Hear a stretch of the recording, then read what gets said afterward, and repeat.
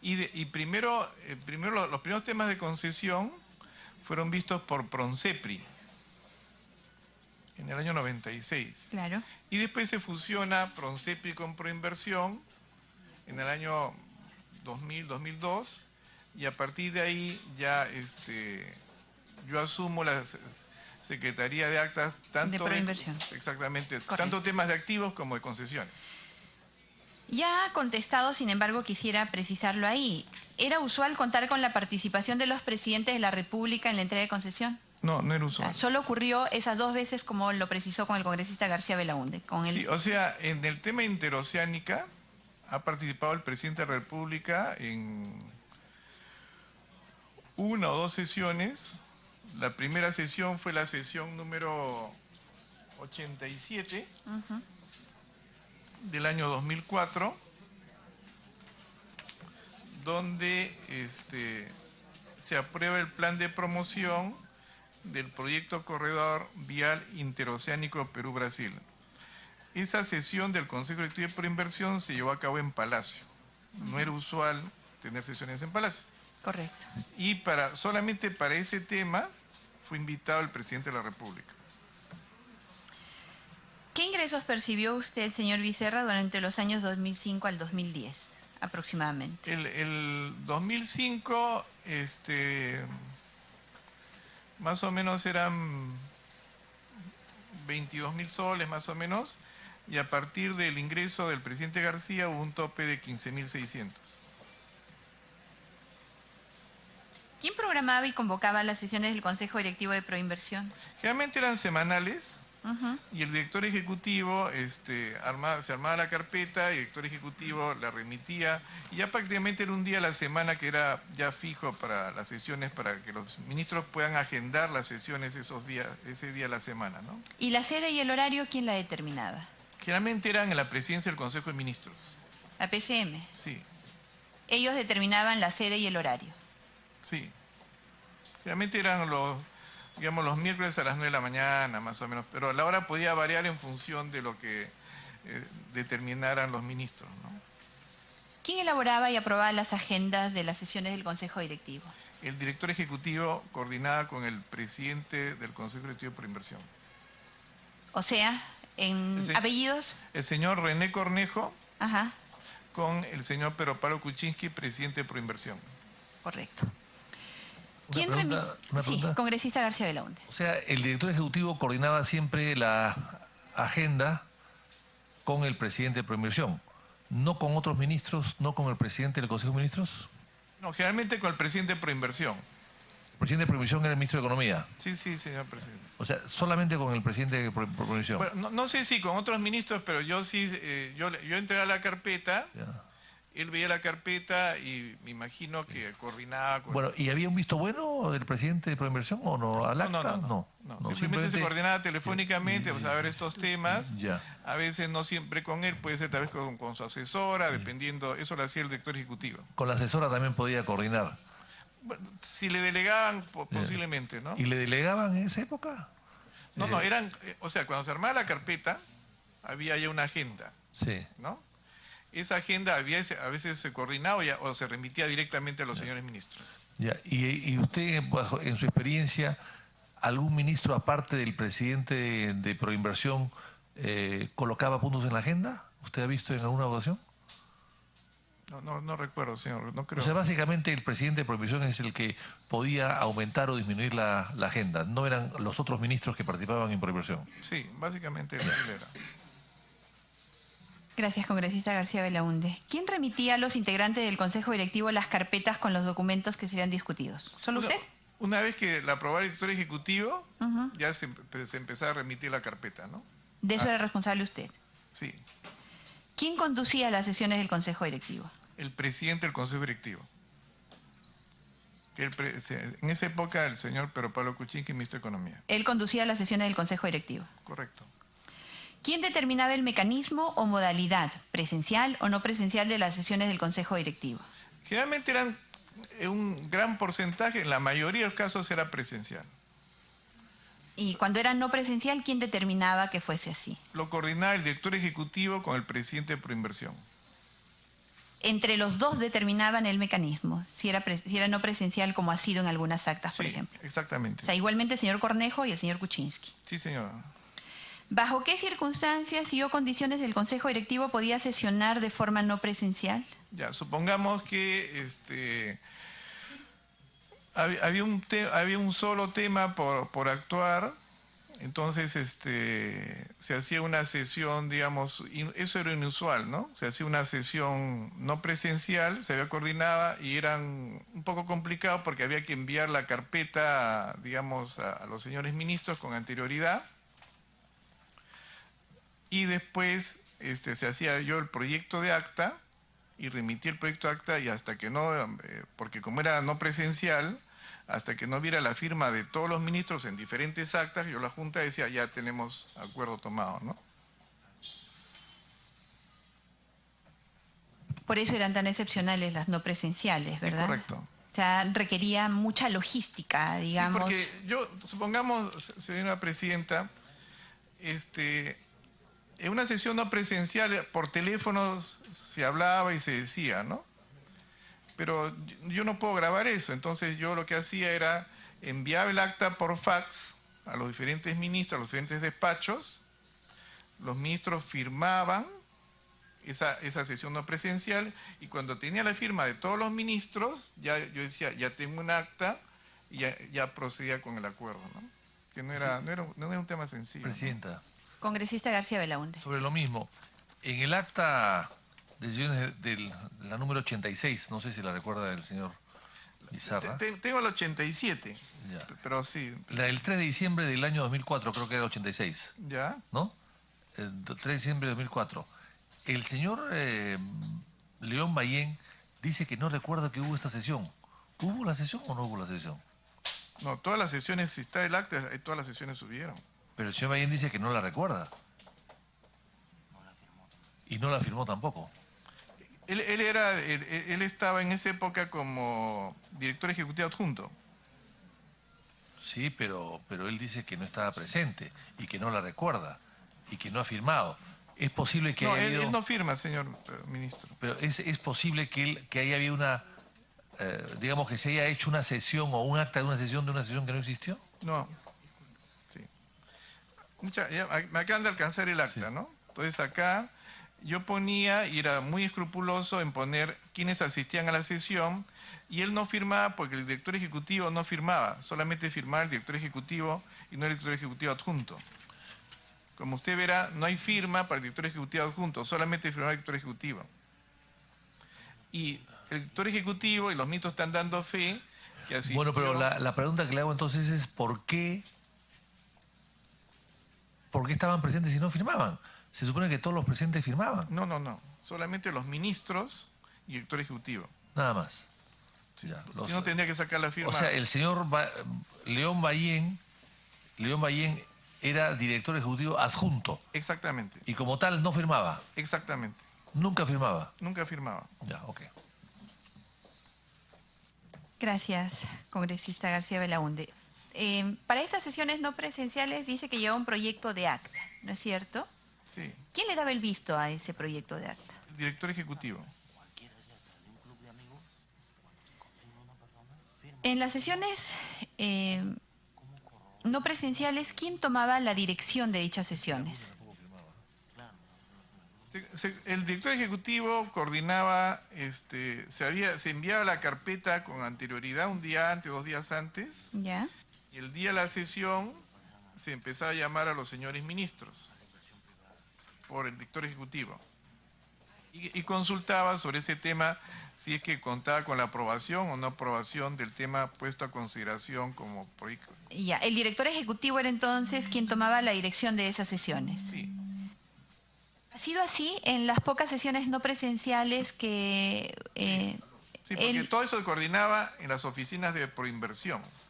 Y en la oficina de proinversión se enviaba la agenda y el proyecto de acta.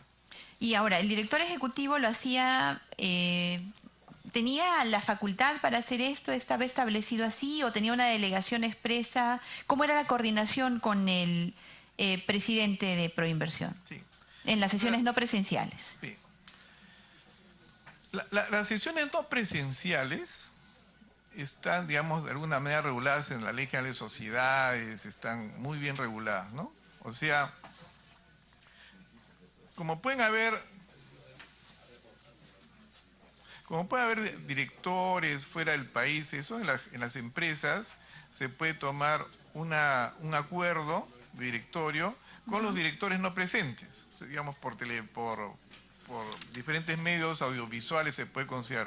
Eso se considera una sesión no presencial, pero se tiene conocimiento, se habla con todos los miembros, de tal manera que ellos puedan expresar su voluntad. Correcto. Esa voluntad yo sí pedía que me firmaran el acta, porque podía decir, no, yo me equivoqué, no dije, entonces yo no estoy grabando eso. Entonces, cuando yo recibía las 5 o 6 actas de los señores ministros firmadas por separado, yo decía, ya tenemos acuerdo, ya voy a transcribirlo. Perfecto. Eso es la recibida por fax. Sí. Ya. ¿En qué plazo y quién redactaba el acta de las sesiones de Consejo Directivo? Ya. Yo redactaba las sesiones del Consejo Directivo. Ya. En la sesión yo tomaba nota, llevaba un proyecto de acta, iba tomando nota de primero de los asistentes, ya había la agenda, pues ya se había repartido, iba haciendo anotaciones de puño y letra por cada tema, si había observaciones o aprobaciones. ¿En qué plazo? En la sesión yo iba tomando nota. Terminada la sesión, Ya. ya en mi oficina, en 1 o 2 días. No, primero yo, si había acuerdos con excepción de aprobación del acta, empezaba a proyectar los acuerdos. Se los entregaba al director ejecutivo, los revisaba y se remitía a los diferentes comités la aprobación de ese tema. Después ya con esos acuerdos ya armaba el acta completa. Armando el acta completa se remitía en una siguiente sesión como proyecto de acta a consideración de los señores ministros. Y en una siguiente sesión, o 2, 3 sesiones después, los señores ministros veían y se ponía generalmente como primer punto de agenda, aprobación del acta anterior. Si los ministros lo aprobaban o hacían observaciones, se tomaban en cuenta las observaciones y se volvía a presentar el acta en la siguiente sesión. Correcto. ¿Estas actas debían ser suscritas por todos los asistentes a las sesiones? Por los señores ministros y por el director ejecutivo.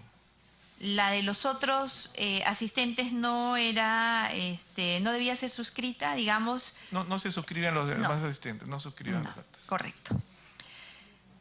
Pero si usted daba cuenta en el acta de los presentes era porque habían estado presentes. Es correcto. ¿Ha pasado alguna vez que ha consignado a gente ausente?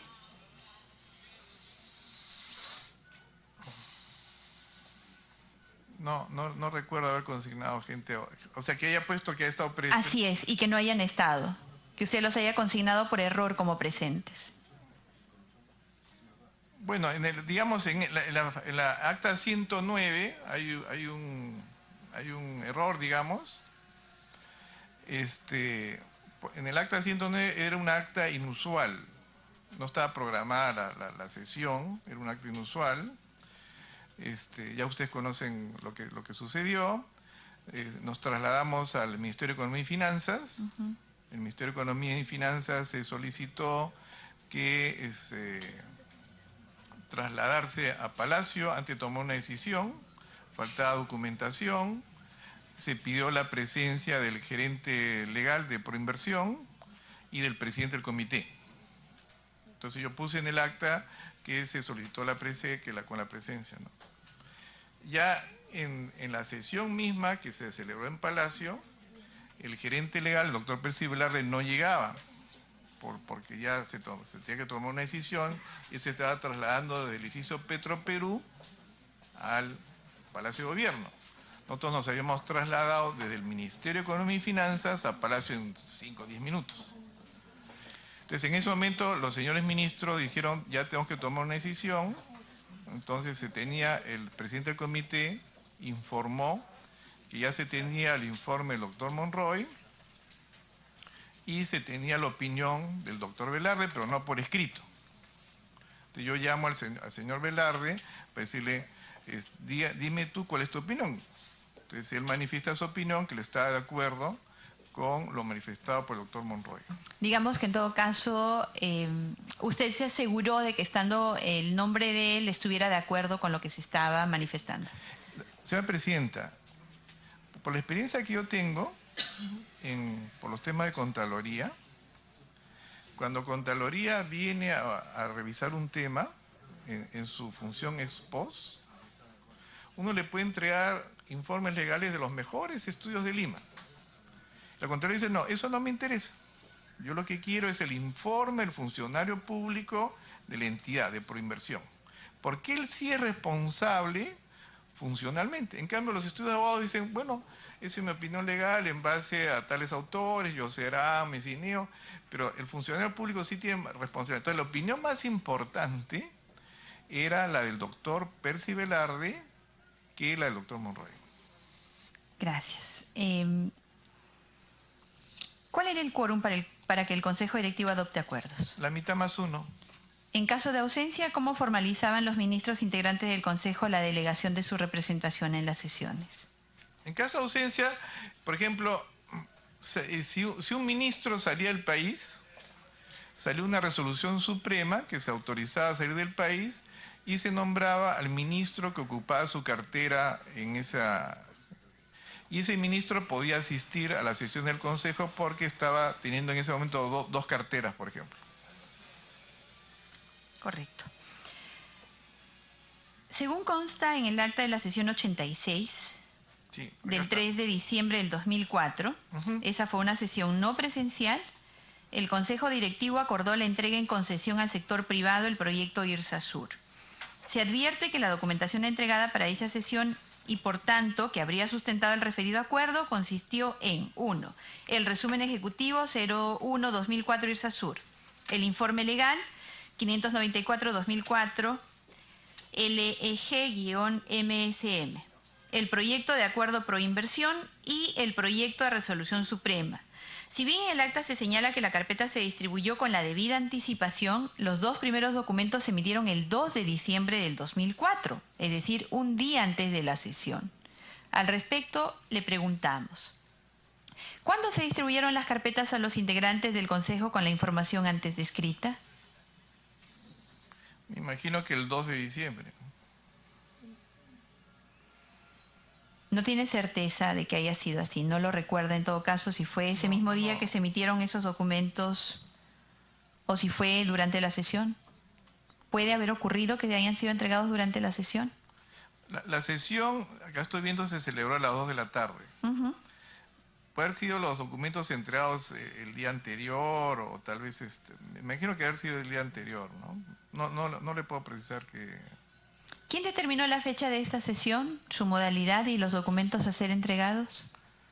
Ahí lo coordina el director ejecutivo con el presidente de Proinversión. ¿Con apellidos?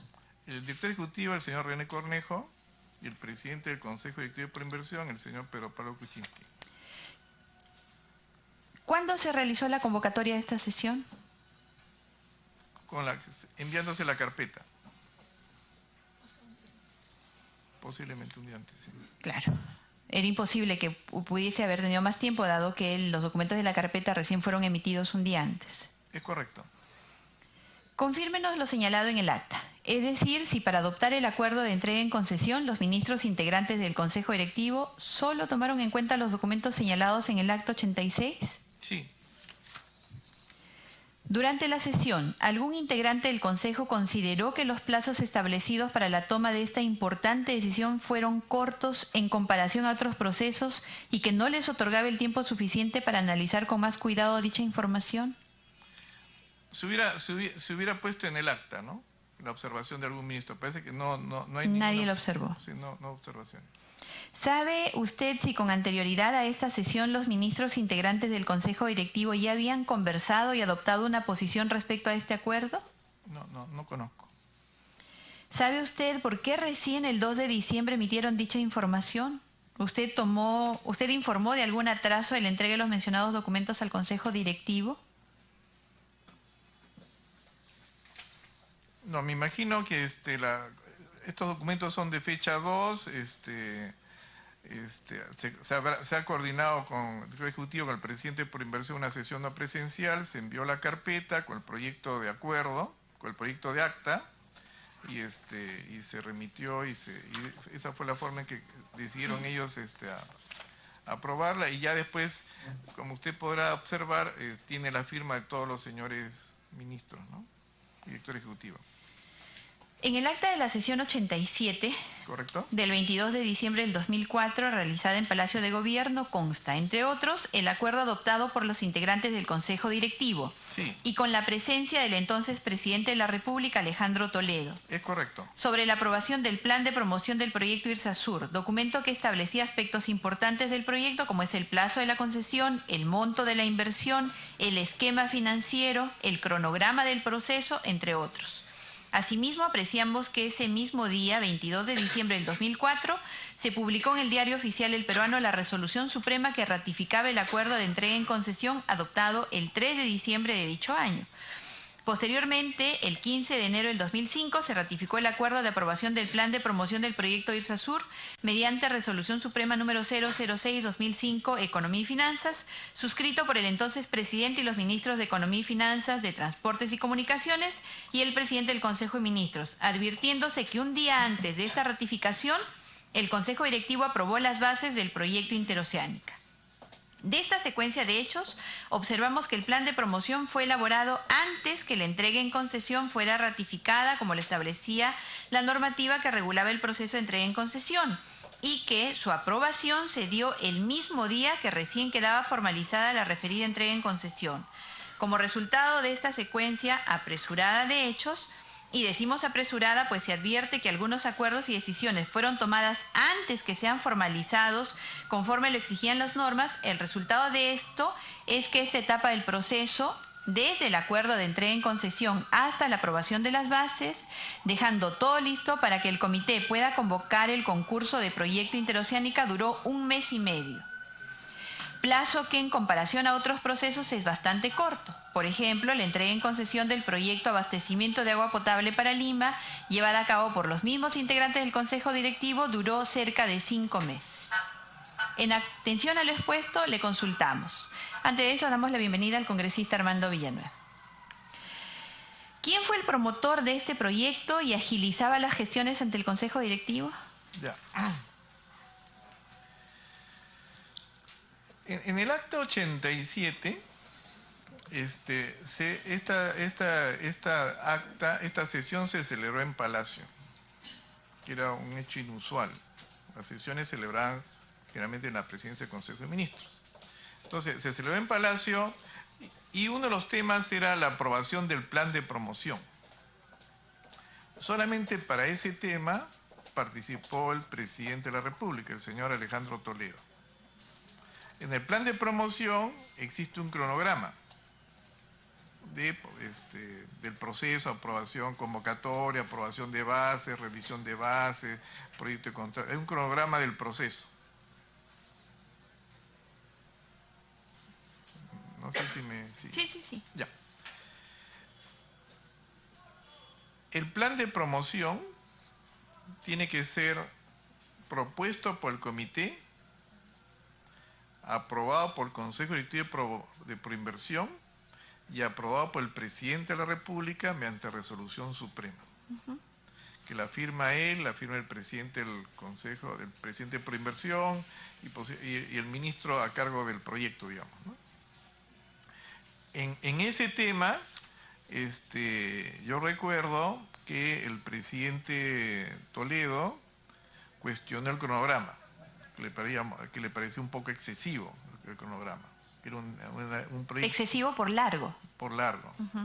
Que era un proyecto emblemático, que era un proyecto para la macroregión sur, que no podíamos demorarnos tanto tiempo en el tema. Y los señores ministros le explicaron que estos procesos, porque él no conocía muy bien, se envió un proyecto de bases, hay comentarios al proyecto de bases, hay modificaciones al proyecto de bases, después se envía un proyecto de contrato, hay comentarios al proyecto de contrato, hay toda una secuencia que es difícil hacer un proceso en tan corto tiempo. Sobre todo un proyecto tan importante, o sea, nunca en Proinversión hemos tenido un proyecto tan importante como este proyecto, ¿no? Pero el presidente insistía en la importancia de este proyecto para la interconexión con Brasil.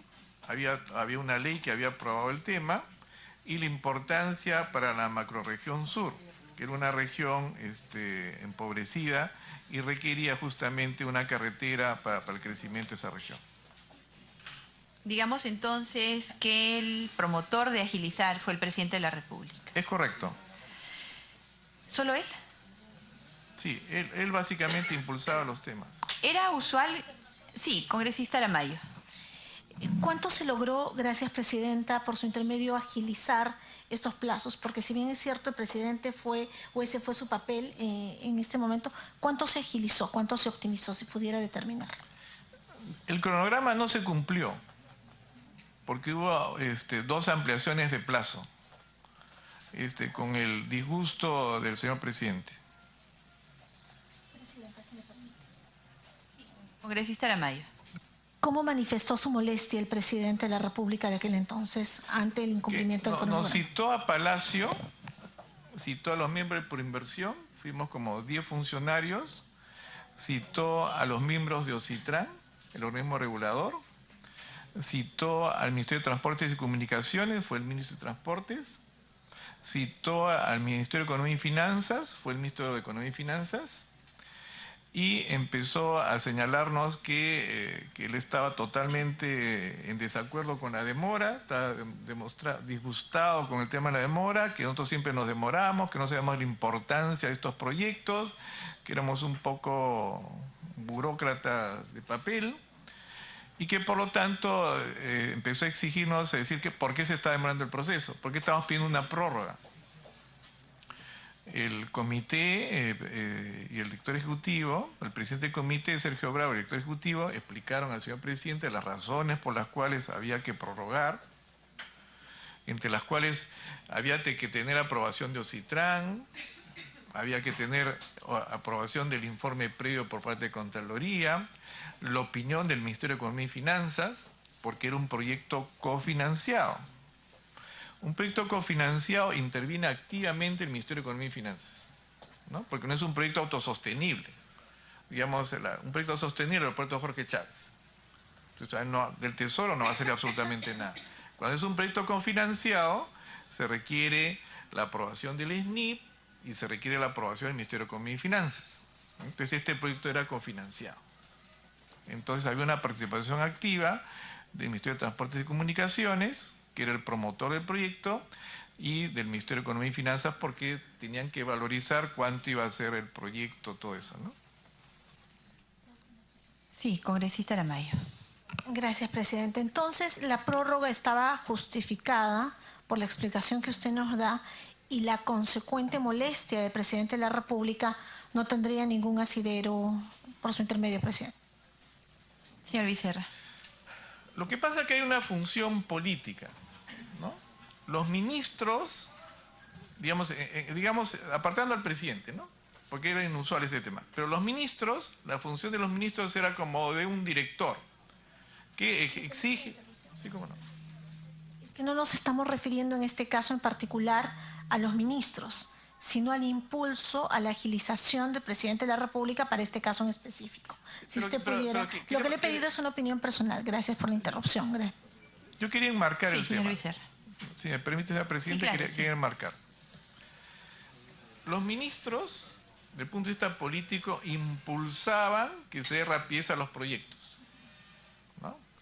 Incluso, por ejemplo, el director ejecutivo Pedro Sánchez, que fue nombrado con el gobierno de Toledo, decía, acá existe un incentivo perverso, porque si el comité acaba rápido con el proceso, se desactiva el comité y por lo tanto se quedan sin trabajo entonces quiso cambiar la modalidad de cómo remunerar a los miembros del comité. Entonces los ministros lo que hacían es presionar para que los proyectos sean lo más rápido posible. Los funcionarios de Proinversión Eso son procesos complejos. Porque a diferencia de una obra pública, en una obra pública se publica, deseo hacer un hospital, o sea, es una carretera. Entonces se publica lo que se quiere especificar y se convoca un concurso. En una APP es un proceso sumamente complejo, porque una APP significa que el gobierno que debe hacer una obra pública cede esa responsabilidad a un privado, para que el privado haga esa obra pública. ¿De acuerdo? Esa obra pública, el privado no la puede entregar como garantía del financiamiento. El artículo 73 de la Constitución... Acérquese un poquito al micro, por favor. El artículo 73 de la Constitución establece que los bienes públicos son inalienables e imprescriptibles. Por lo tanto, un privado se maneja estos temas como project finance. Este es muy importante que lo sepan entender, como project finance. ¿Qué significa esto? En el project finance, el financiamiento del proyecto lo hace la banca privada, no lo hace el promotor o los sponsors, ¿no? Entonces, por ejemplo, un project finance de 800 millones, porque los project finance tienen que ser a partir de 100, 200 millones, porque si no es más fácil. Un project finance es sumamente costoso armar un proyecto financiero, ¿no? Los asesores legales en un project finance cobran $1 millón, o sea, son proyectos sumamente complejos por la cantidad de contratos que hay que ver. Les explico. En un project finance, lo que va a garantizar, sobre todo cuando se trata de bienes públicos, el pago del servicio de la deuda al banco que está prestando el dinero, que puede ser el 70, el 80, el 50%, dependiendo del riesgo que haya calificado la banca. Entonces, el privado va a poner una parte del capital y la banca privada va a poner la mayoría del capital. El servicio de la deuda, ese pago al banco, no está garantizado con el bien, porque la carretera es un bien público. No se le puede dar en garantía. Señores bancos, si yo no te pago, te puedes quedar con la carretera, te puedes quedar con el aeropuerto. Entonces, los bancos basan su apreciación de crédito en los flujos futuros que ese proyecto va a generar cuando empiece a operar. Entonces, los bancos se fijan exactamente cuánto es el costo de inversión y cuánto van a generar esos flujos futuros. ¿De acuerdo? Por ejemplo, si me permite contar una anécdota del aeropuerto Jorge Chávez. Sí, es muy breve, por favor. Sí. Perdón, ahí mismo, si me permite, no hay aval del Estado en estos proyectos. No hay aval. Generalmente los postores piden garantías, ¿de acuerdo? Entonces el Estado generalmente puede o no otorgar, por ejemplo, una garantía de demanda que se llama Ingreso Mínimo Anual Garantizado, que es el IMAG, ¿de acuerdo? Entonces los postores dicen, si el Estado me asegura por esta carretera un ingreso fijo de tanto, me es más fácil sacar un financiamiento del banco. ¿Por qué? Por ejemplo, supongamos que el banco ha puesto un escenario, el promotor, que es el postor, ha hecho sus estudios y ha dicho, yo voy a generar ingresos por 100 todos los años, ¿no?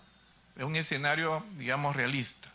En un escenario pesimista podría ser 80%, 80%, y un escenario realista 120%. Está en esa franja, ¿no? Entonces, ese estudio de demanda que lo hace el privado es fundamental, porque eso va a dar los ingresos.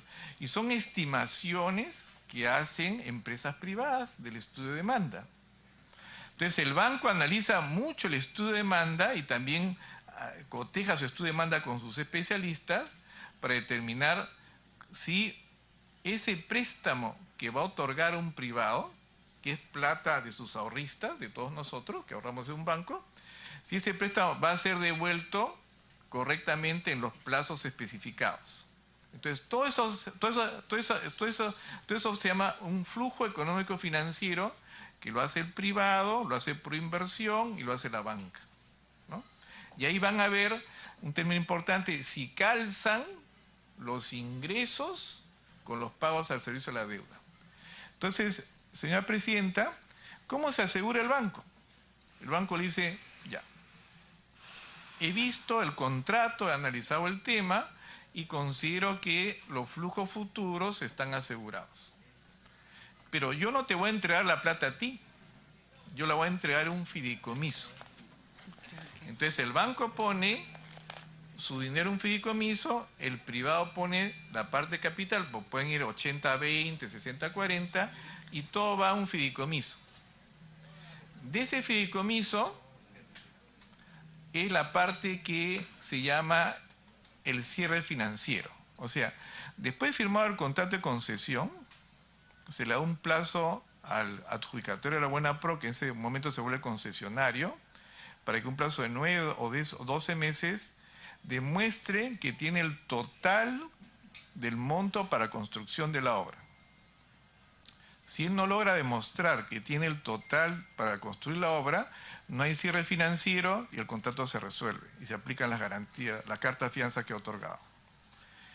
Si él logra el cierre financiero, donde él dice, esto ahora vale 100, yo estoy poniendo 30 y el banco está poniendo 70, nos tiene que demostrar que el banco está poniendo los 70 con los contratos respectivos. No basta la palabra del banco, tiene que haber todos unos contratos donde se muestra que tienen ya los 100. Y que por lo tanto, a partir de ese momento que hay cierre financiero, ya se puede hacer, sacando los permisos correspondientes, la construcción de la obra. La parte más delicada en estos procesos es la parte de construcción.